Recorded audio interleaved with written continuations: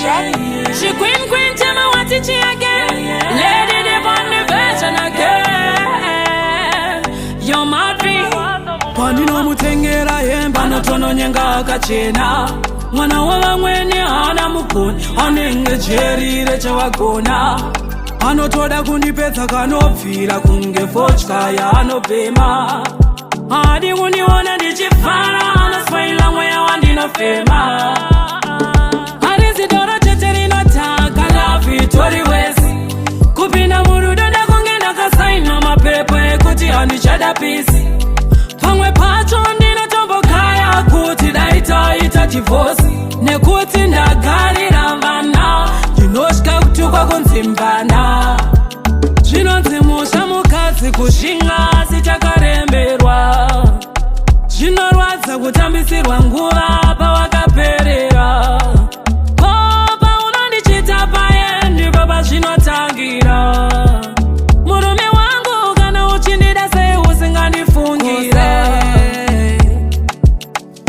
Vana vako hauchengete kukubvunza haukendenge.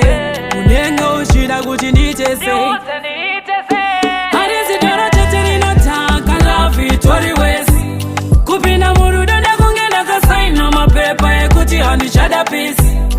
Pamwe pacho ndinotombokaya kuti daita divorce. Nekuti ndagarira vana ndinoshka kutukwa kunzimbana.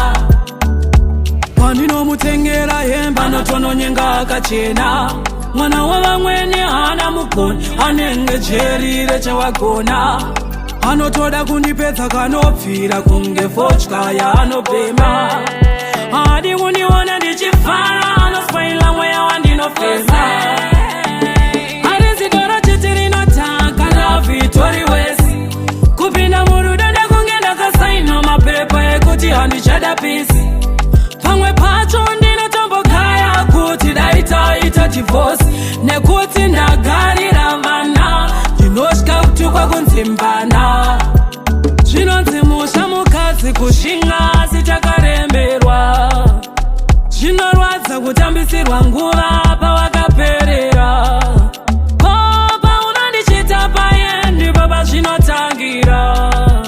Murume wangu kana uchindida sei usingandifungire.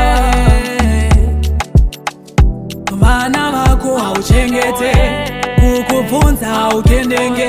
Unenge uchida kuti ndiite sei. Arizidoro teteri notaka la Victory West. Kupina murudo ndakungenda kasaina mapepo ekuti andichada pisi. Pamwe pacho ndinotombokaya kuti daita divorce. Nekuti ndagarira vana ndinoshka kutukwa kunzimbana. Respect for the message, Valentine.